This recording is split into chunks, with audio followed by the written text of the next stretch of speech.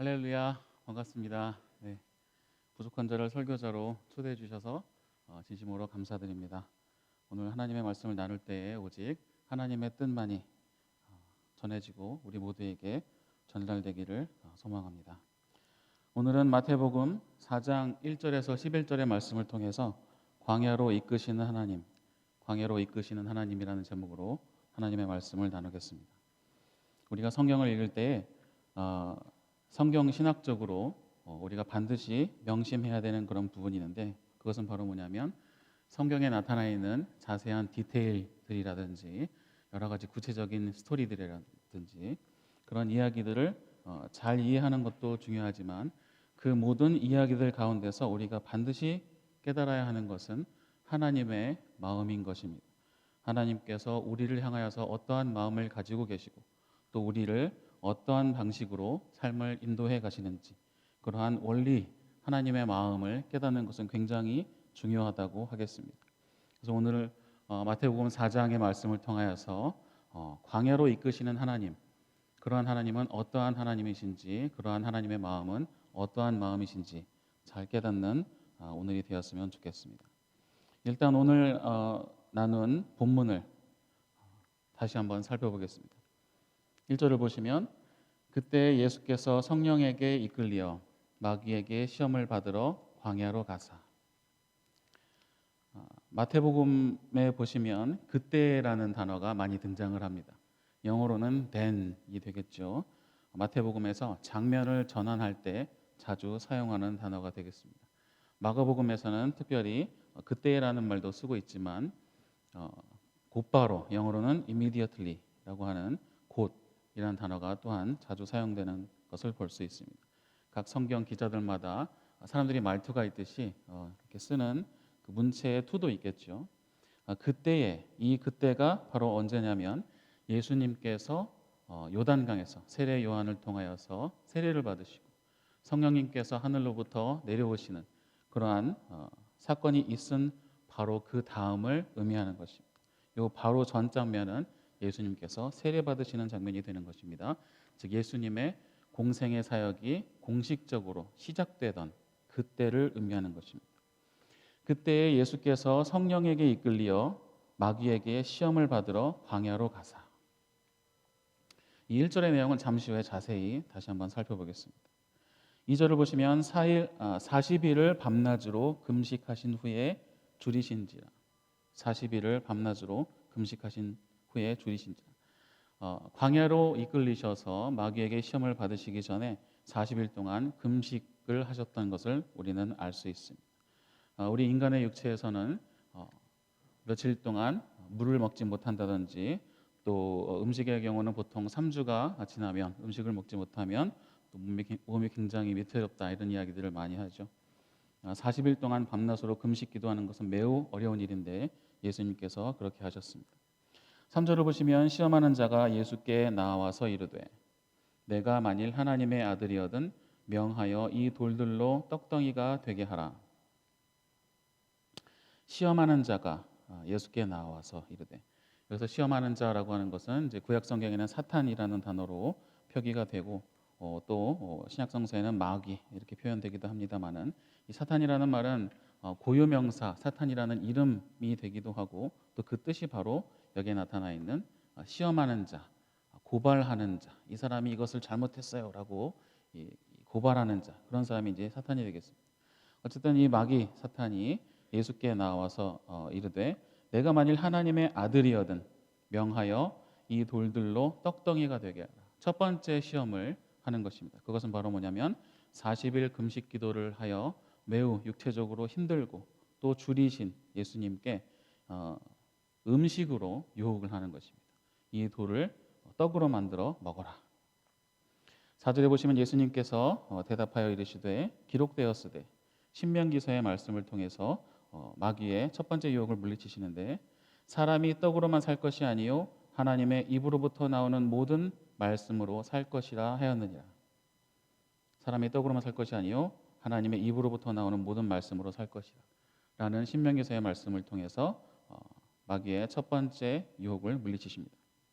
두 번째 유혹이 또 진행됩니다. 5절을 보시면 이에 마귀가 예수를 거룩한 성으로 데려다가 성전 꼭대기에 세우고, 예루살렘이 이 시온이라고 하는 그 언덕 위에 세워진 도시죠. 그 시온 언덕 중에서도 북동쪽에 조금 더 높은 그런 언덕이 있는데 거기에 하나님의 성전이 세워진 것입니다. 그 성전 꼭대기에 위치해서 거기서 마귀가 예수님에게 6절과 같이 시험을 하는 거죠. 6절을 보시면 이르되 내가 만일 하나님의 아들이거든 뛰어내리라 기록되었을 때 그가 너를 위하여 그의 사자들을 명하시리니 그들이 손으로 너를 받들어 발이 돌에 부딪히지 않게 하리로다 하였느니라. 첫 번째 시험에 대해서 예수님께서 하나님의 말씀, 신명기서의 말씀을 가지고 물리치시자 마귀도 마치 예수님을 따라한다는 듯이 성경의 말씀을 들고 와서 시험을 거는 것을 볼 수 있습니다. 하지만 여기서 우리는 마귀가 어떤 방식으로 하나님의 말씀을 왜곡해서 사용하고 있는지 또 분별할 수 있어야 합니다. 마귀가 여기서 사용하는 시편 91편 11절과 12절의 말씀은 그 문맥상의 내용을 보시면 하나님의 말씀을 따르는 자들은 하나님께서 천사들에게 명령하셔서 그가 길을 걸어갈 때 인생길을 걸어가거나 아니면 실제로 길을 걸어갈 때에 12절에 보시면 천사들이 그들의 손으로 너를 붙들어 발이 돌에 부딪히지 아니하게 하리로다 하는 말씀입니다. 즉 시편 91편의 말씀은 하나님을 따르는 주의 백성들이 걸어갈 때 천사들을 하나님께서 보내셔서 발에 돌이 부딪히지 않도록 보호해 주신다 그 말입니다. 걸어갈 때 발을 보호해 주신다 그 말이에요. 근데 그 말씀을 왜곡해서 여기서 마귀는 뛰어내려라. 성경에 보면 천사들이 와서 발에 돌도 부딪히지 않게 보호해 준다고 하지 않았느냐라는 방식으로 성경을 왜곡해서 유혹하는 것을 볼 수 있습니다. 이것은 대표적인 사탄의 수단입니다. 우리 가운데도 많은 사이비 종교 이단들이 있죠. 그러한 사이비나 이단들이 취하는 대표적인 방식이 바로 뭐냐면 하나님의 말씀을 문맥과 상관없이 왜곡하는 것입니다. 이 오늘 본문의 말씀에서도 우리가 볼 수 있듯이 마귀 사탄은 항상 하나님의 말씀의 끝을 살짝 바꿔서 왜곡해서 우리를 유혹하는 것을 볼 수 있는 것입니다. 이와 같이 성경 말씀을 왜곡해서 또한 두 번째 유혹을 진행하자 예수님께서는 하나님의 말씀으로 다시 한번 물리치십니다. 7절을 보시면 예수께서 이르시되 또 기록되었으되 주 너의 하나님을 시험하지 말라 하였느니라 하시니, 마찬가지로 신명기서의 말씀을 통해서 마귀의 유혹을 물리치십니다. 8절을 보시면 마귀가 또 그를 데리고 지극히 높은 산으로 가서 천하 만국과 그 영광을 보여 9절에 보시면 이르되 만일 내게 엎드려 경배하면 이 모든 것을 내게 주리라. 마귀가 지극히 높은 산으로 가서 천하 만국과 영광을 보여줬다고 이렇게 되어 있죠. 어떤 그 성경 신학자들에 따르면 우리가 그 리터럴리 실제 아무리 높은 산을 가더라도 이 물질적인 세계에서는 아무리 높은 산을 가도 천하 만국과 그 모든 세계가 보이는 산은 없잖아요. 지구는 둥글기 때문에 특별히. 그래서 어떤 신학자들은 이것은 실제로 리터럴리 그 높은 산을 간 것이 아니라 어떤 영적인 상황에서 천하 만국이 보이는 그런 어떤 산으로 간 것은 아닌가라고 해석하는 경우도 있습니다. 특히 예수님께서 40일 기도를 하셨기 때문에 영적인 상태에서 이런 일이 일어났을 것이다라고 보는 경우도 있는 것이죠. 그랬을 때 예수님께서 이렇게 말씀하십니다. 10절을 보시면 이에 예수께서 말씀하시되 사탄아 물러가라. 기록되었으되 주 너의 하나님께 경배하고 다만 그를 섬기라 하였느니라. 마찬가지로 신명기서의 말씀을 통해서 마귀의 세 번째 유혹을 물리치시는 장면이 나타나고 있습니다. 그래서 11절 보시면 이에 마귀는 예수를 떠나고 천사들이 나와서 수종드니라. 오늘 본문을 보시면 장소가 세 번 바뀌는 것을 볼 수 있습니다. 첫 번째 장소는 요단강에서 세례를 받으셨기 때문에 우리가 추측하기로는 그 동쪽에 있는 광야로 이동하셨을 것이다 라고 우리가 보는 것이죠. 그 다음의 장면은 성전 꼭대기로 이제 이동을 하시고 그 다음에 지극히 높은 산 천하 만국이 보이는 산으로 이렇게 이동하는 것을 볼 수 있습니다. 마가복음과 누가복음에도 예수님의 시험 받으신 사건이 동일하게 기록이 되어 있습니다. 다만 마가복음 전체가 이렇게 조금 짧죠. 그래서 예수님의 시험 받으신 이 기록은 굉장히 짧게 기록이 되어 있습니다. 광야로 끌려가셔서 시험을 받으셨다, 이렇게만 기록이 되어 있고, 누가복음은 순서가 조금 바뀌어 있는 것을 볼 수 있어요. 그래서 마태복음에 나타내는 세 번째 시험이 이제 두 번째로 가 있고, 누가복음에는 또 마태복음의 두 번째 시험이 누가복음에는 세 번째로 기록이 된 것을 알 수 있습니다. 그래서 이 두 번째 시험과 세 번째 시험의 순서가 바뀌었는데, 아마도 누가복음은 두 번째 시험을 통해서 예수님께서 말씀하신 것, 즉 주 너의 여호와 하나님을 시험하지 말라라는 것을 강조하기 위해서 뒤에 배치한 것은 아닌가라는 생각이 들고, 실제로 시간적인 순서는 아마 제 해석으로는 마태복음에 나타나 있는 세 가지 순서가 조금 더 맞지 않을까 하는 생각이 듭니다. 그 이유는 제가 잠시 후에 말씀을 드리겠습니다. 오늘 본문을 통해서 오늘 본문을 쭉 읽다 보면 굉장히 큰 질문이 한 가지 드는 대목이 있습니다. 1절을 한번 다시 보시겠습니다. 그때 예수께서 성령에게 이끌려 마귀에게 시험을 받으러 광야로 가서, 이렇게 되어 있습니다. 그때 예수께서 누구에게 이끌려? 성령에게 이끌려 광야로 가셨다, 이렇게 되어 있습니다. 성령님께서 예수님을 광야로 이끄신 것입니다. 여기서 우리는 질문을 하지 않을 수가 없습니다. 왜 성령님은 예수님을 광야로 이끄셨을까라는 것입니다. 성령님은 이 앞 정면에서 어떻게 하셨다 그랬죠? 하늘에서 비둘기같이 내려오셨습니다. 예수님께서 오피셜 미니스트리, 공생의 사역을 실제로 시작을 딱 하시는 거죠. 요단강에서 세례를 받으시면서 사역을 공식적으로 시작하는데, 성령님께서 하늘로 내려오신 다음에 곧바로 광야로 데려가시는 겁니다. 굉장히 놀라운 장면이 아닐 수 없습니다. 왜 성령님은 여기에서 예수님을 광야로 데려가셨을까? 하나님은 왜 예수님을 그의 사역 바로 시작하자마자 광야로 왜 데려가셨을까? 이것이 오늘 저와 여러분이 오늘 말씀을 통해서 잘 깨달아야 되는 그런 질문인 것 같습니다. 오늘 나타내는 예수님의 세 가지 시험은 성경 신학자들에 따르면 성경의 다른 부분에서 굉장히 일맥상통하는 그런 스토리가 발견이 되는데, 그것은 바로 아까 우리 대표 기도에서도 해주셨던 것처럼 이스라엘 백성의 40년 광야 생활이 되겠습니다. 이스라엘 백성이 이집트에서 하나님의 은혜로 탈출을 한 이후에 40년 동안 광야 생활을 합니다. 그 광야 기간 동안 있었던 일하고 예수님께서 40일 동안 마귀에게 시험을 받으신 일은 상당히 여러 가지 내용에 있어서 대칭점을 이루고 있습니다. 일단 예수님께서 물에서 세례를 받으시고 광야를 가셨다는 점, 이스라엘 백성도 홍해를 건너서 물을 지나서 광야로 갔다는 점이 비슷합니다. 또한 예수님의 광야 생활은 40일이었고 이스라엘 백성은 40년이었다라고 하는 점에서 40이라는 점에서 또 공통점이 있습니다.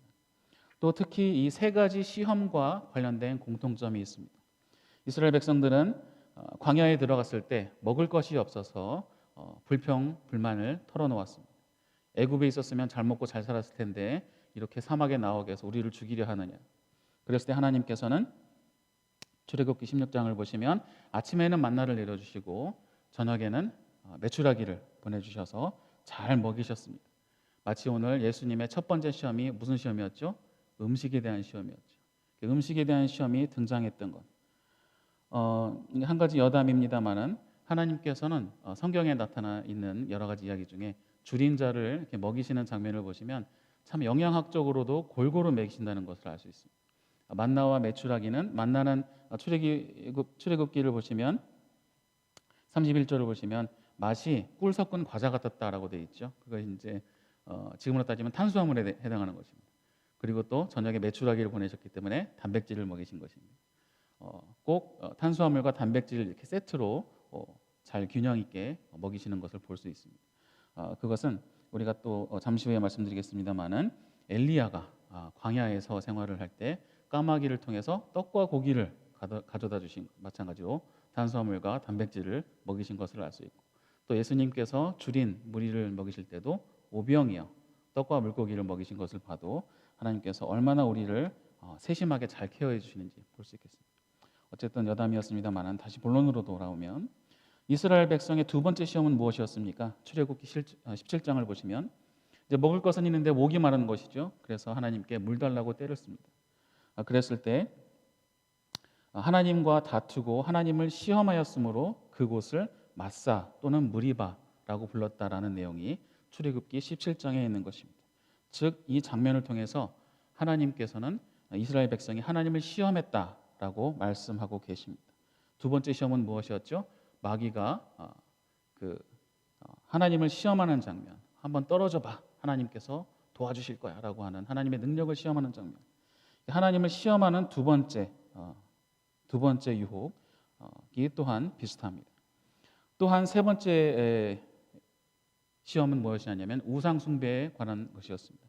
이스라엘 백성들은 출애굽기 32장을 보시면 모세가 시내산에서 십계명을 받는 동안 그 시간을 기다리지 못하고 아론이 금을 모아서 금송아지를 만들어 우상 숭배를 하였습니다. 그래서 하나님 앞에 큰 죄를 범하였죠.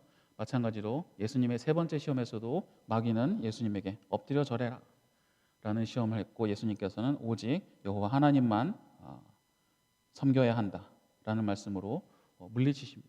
이와 같은 출애굽기 사건과 출애굽기에서 이스라엘 백성들이 40년 동안 광야 생활을 했던 것과 예수님께서 40일 동안 마귀에게 시험을 받으신 것은 매우 중요한 대칭점을 이루고 있습니다. 특히 예수님의 대답은 모두 신명기 6장에서 8장에 해당하는 말씀으로 다 물리치셨다는 것을 봤을 때 분명히 출애굽기에 있는 이스라엘 40년 광야 생활과 예수님의 40일 광야 시험은 굉장히 일맥상통하는 면이 있습니다. 그래서 성경학자들은 이런 부분을 보면서 이런 부분이 굉장히 비슷하다라고 하면서 이제 문학적으로 뭐 패럴렐리즘이다 이런 식으로 연구를 이제 많이 하는 그런 경우들이 있어요. 근데 여기서 성경신학자들이 깨닫지 못하는 밝히 드러내지 못하는 것이 있습니다. 그것은 바로 뭐냐면 성경을 통해서 드러나는 비슷한 이야기들이 반복될 때 그 안에 숨겨져 있는 것, 그것을 우리는 깨달아야 하는 것인데 그것은 바로 무엇입니까? 하나님께서 일하시는 방식이다라는 것입니다. 그것이야말로 하나님의 마음이다라고 하는 것입니다. 오늘 본문을 통해서 드러나는 하나님의 성품은 무엇입니까? 하나님께서는 예수님의 공생의 사역이 시작되자마자 어떻게 하셨어요? 광야로 데리고 가셨어요. 그것은 하나님께서 일하시는 방식이다라는 것입니다. 이스라엘 백성을 애굽에서 빼내시자마자 어디로 끌고 가신 것입니까? 광야로 끌고 가신 것입니다. 가나안 땅 약속의 땅으로 들어가기 전에 광야로 데려가신 것입니다. 왜 그랬을까요? 그것이 하나님께서 일하시는 방식이기 때문에 그렇습니다. 그것이 하나님의 성품입니다. 하나님께서 일하시는 방식입니다. 모세 개인을 보아도 비슷합니다. 모세는 이집트의 왕자로 살았습니다. 40세가 되었을 때 자신의 잘못으로 인해서 애굽을 도망쳐 나와서 40년 동안 그도 광야 생활을 하게 됩니다. 양치기 생활을 하게 됩니다. 거기에서 모세는 육체적으로 노쇠해지고 그러나 인격적으로는 수양되면서 더욱더 겸손한 하나님만 의지하는 사람이 된 것입니다. 우리가 잘 아는 요셉도 비슷합니다. 애굽의 총리로서 크게 쓰임 받기 전에 그의 인생은 그 전체가 광야의 인생이었습니다. 노예로 팔려가게 되고 보디발의 집에서 종살이를 하고 또 그 종살이하면서 억울하게 잡혀서 감옥살이를 하는 그의 삶 전체가 광야였습니다. 하지만 그 광야를 잘 하나님께서 기뻐하시는 방식으로 잘 이겨냈을 때 요셉은 큰 축복과 크게 쓰임받는 일을 경험하게 된 것입니다. 우리가 잘 아는 다윗 왕도 비슷합니다. 다윗 왕은 사무엘 선지자를 통해서 기름 부음을 먼저 받게 됩니다. 그때 다윗은 굉장히 어린 나이였습니다. 10대의 나이였습니다. 사무엘 선지자를 통해서 기름 부음을 먼저 받죠. 하지만 다윗은 이 기름 부음을 받자마자 왕이 된 것이 아닙니다. 그 이후에도 여러 가지 우여곡절을 겪게 되고 심지어 사울이 핍박을 해서 10여 년 동안 광야에서 도피 생활을 하게 됩니다. 사무엘상 21장에서 27장을 보시면 모두 14곳이나 옮겨 다니면서 힘들고 어려운 광야 생활을 했다라고 기록이 되어 있습니다. 다윗은 이러한 광야 생활을 통해서 여러 가지 수련이 되고 단련이 돼서 왕이 된 것입니다. 어떻게 보면 구약에서 가장 위대한 선지자라고 할 수 있는 엘리야 선지자는 열왕기상 17장을 보시면 등장하자마자 광야 생활을 합니다. 열왕기상 17장을 보시면 등장하자마자 가뭄이에요. 엘리야는 길르앗에 우거하는 자 중에 디셉 사람 엘리야가 아합에게 말하되 내가 섬기는 이스라엘의 하나님 여호와께서 살아계심을 두고 맹세하노니 내 말이 없으면 수년 동안 비도 이슬도 있지 아니하리라. 바로 곧바로 가뭄이 시작되는 것입니다. 등장하자마자 가뭄이 시작되는 것입니다. 그랬을 때 하나님께서는 엘리야 선지자를 따로 이렇게 보호하셔서 요단 동쪽으로 보내셔서 거기 시냇물에서 까마귀를 통해서 떡과 고기를 하나님께서 제공해 주시는 거죠.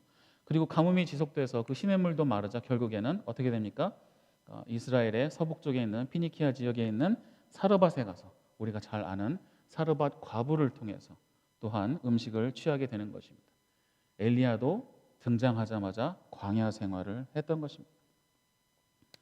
신약으로 가보겠습니다. 신약으로 가시면 사도 바울이 다메섹 도상에서 예수님을 만나게 됩니다. 예수님을 만나고 예수님의 음성을 듣자마자 사도 바울이 그의 본격적인 사역을 시작했을까요? 그렇지 않습니다.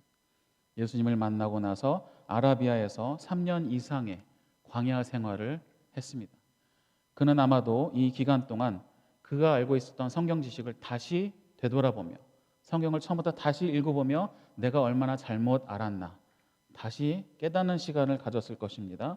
금식하며 기도하며 자신을 낮추는 훈련을 했을 것입니다. 이와 같은 이 성경의 이야기들을 통해서 우리가 배울 수 있는 것이 있습니다.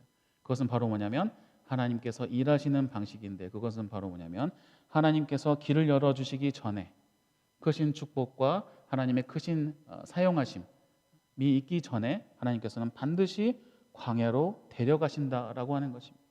오늘 본문의 1절에서 보신 것처럼 성령님께서 내려오시자마자 바로 광야로 데려가십니다. 하나님의 스타일이에요. 하나님의 스타일이에요. 하나님의 이미지대로 하나님의 형상대로 지음받은 우리도 인생을 살다 보면 우리의 스타일이 정해지잖아요. 우리의 어떤 취향이랄까 성격이랄까 이런 게 좀 이렇게 생기지 않습니까?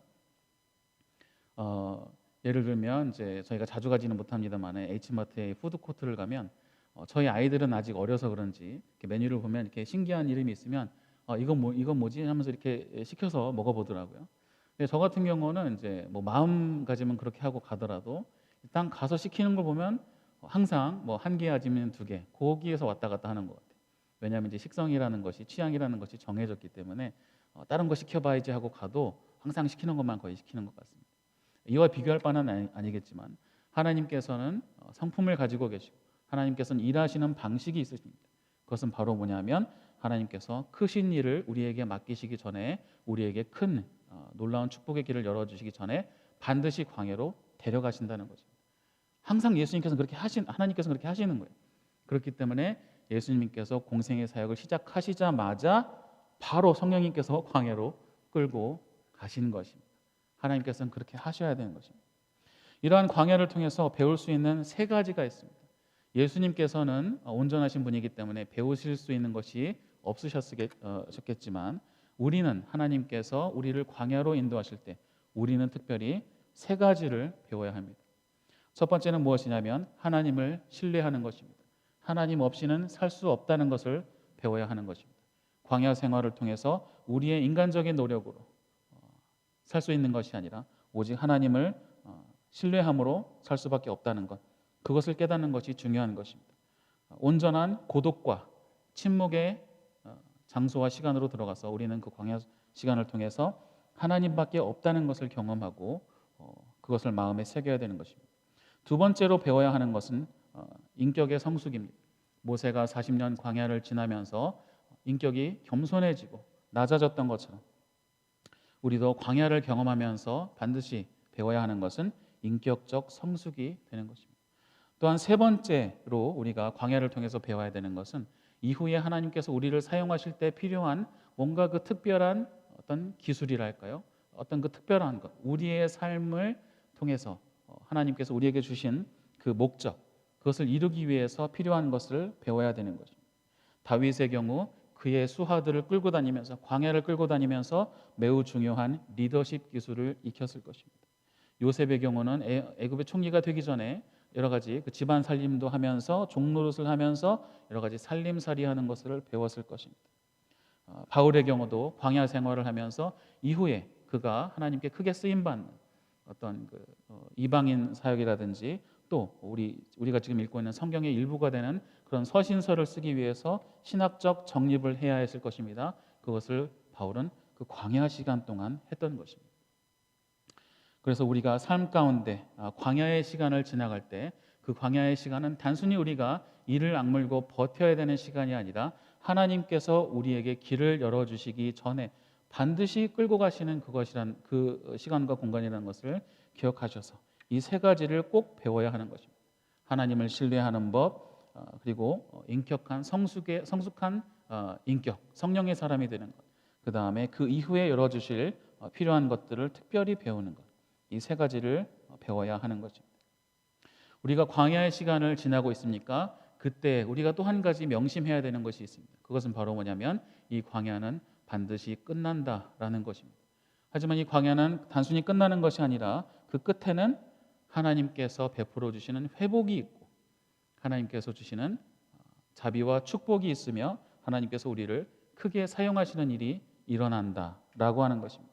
오늘 본문의 마지막 절을 보시면 천사들이 나와 예수님을 수종 들었다라고 기록이 되어 있습니다. 예수님의 광야 생활 마지막 부분에 얼마나 줄이시고 힘드셨겠습니까? 그랬을 때 천사들이 나와서 예수님께 여러 가지로 수종을 들었습니다. 케어해 드렸습니다. 마찬가지로 광야가 끝났을 때 하나님께서는 우리를 회복시켜 주시고 반드시 치유해 주시고 우리를 케어해 주실 것입니다. 우리를 자비와 축복의 길로 인도해 주실 것입니다. 그리고 우리를 크게 사용해 주실 것입니다. 오늘의 말씀을 정리하겠습니다. 그렇기 때문에 우리는 우리의 인생을 걸어가는 과정 가운데 광야가 있더라도 그 기회를 반드시 살려서 중요한 것들을 배워야 하겠습니다. 광야는 단순히 이를 악물고 지나는 기간이 아니고 중요한 것들을 배우는 기간이 되어야 한다라고 하는 것입니다. 예전에 2008년 12월에 미국의 조지 부시 대통령이 이라크의 바그다드에 가서 기자회견을 열었다고 합니다. 저도 이때 언론 매체를 통해서 이 일이 일어난 것을 보았는데 어떤 일이 있었냐면 이제 그 이스라엘에 미국이 이제 들어갔던 것을 비판하면서 어떤 사람이 부시 대통령에게 신발을 던진 일이 있습니다. 그 사건을 가지고 터키에 있는 어떤 신발 만드는 사람이 저거다라고 하면서 던지는 신발이라는 개념으로 플라잉 슈 또는 부시 슈라고 이름을 지어가지고 던지는 신발이라는 사업 아이템을 개발해가지고 사업을 했다고 합니다. 그래서 한동안 장사가 잘 됐다고 그러죠. 사업하시는 분들은 어떤 기회만 생겨도 이렇게 그런 그 아이템들을 잘 발굴하시는지 모르겠습니다. 우리 하나님을 따르는 하나님의 백성들은 이와 같은 배움의 기회가 있을 때마다 최선을 다해서 인격적인 성숙을 이루어내고 하나님께 더욱더 다가갈 수 있도록 중요한 것들을 배워야 할 것입니다. 하나님께서 우리에게 주시는 기회는 단순히 버티는 기회가 아니고 중요한 것들을 배워야 하는 기회가 되어야 한다라고 하는 것입니다. 하나님을 온전히 신뢰하는 것, 인격적 성숙을 이루어내는 것, 그리고 이후에 하나님께서 우리를 사용하실 그 중요한 기술을 배우는 것, 그것이 우리가 광야를 지나면서 반드시 기억해야 하는 것입니다. 우리 개인적인 삶을 돌아다보면 또 우리 교회 공동체의 역사를 지켜보면 또 온 세상이 흘러가는 이 세상의 역사를 보면 지금 팬데믹으로 인해서 얼마나 많은 사람들이 어려움 가운데 있습니까? 얼마나 많은 교회가 어려움을 지나고 있습니까? 많은 사람들이 많은 공동체가 광야의 시간을 지나고 있을 것입니다. 이 기간은 단순히 우리가 이를 악물고 버티는 기간이 아니라 하나님께서 우리가 배우기를 원하신 것을 꼭 배우는 시간이 되어야 하는 것입니다. 하나님 없이는 살 수 없습니다. 라는 것을 배우고 또 하나님께 더욱더 의지하고 나아가는 겸손한 인격, 성령의 사람이 되는 것을 이루어야 하고 또 이 기간이 지났을 때 우리를 사용하실 그 중요한 기술을 우리가 꼭 익혀야 하는 것입니다. 우리가 지금 팬데믹 기간을 지나고 있죠. 저는 내심 기대가 됩니다. 왜냐하면 이 광야 시간을 지나면 하나님께서 또한 어떠한 치유와 회복과 축복의 길을 열어주실지 기대가 되는 것입니다. 왜 그럴까요? 그것이 하나님이시기 때문에 그렇습니다. 그것이 하나님의 성품이요 하나님께서 일하시는 방식이기 때문에 그렇습니다.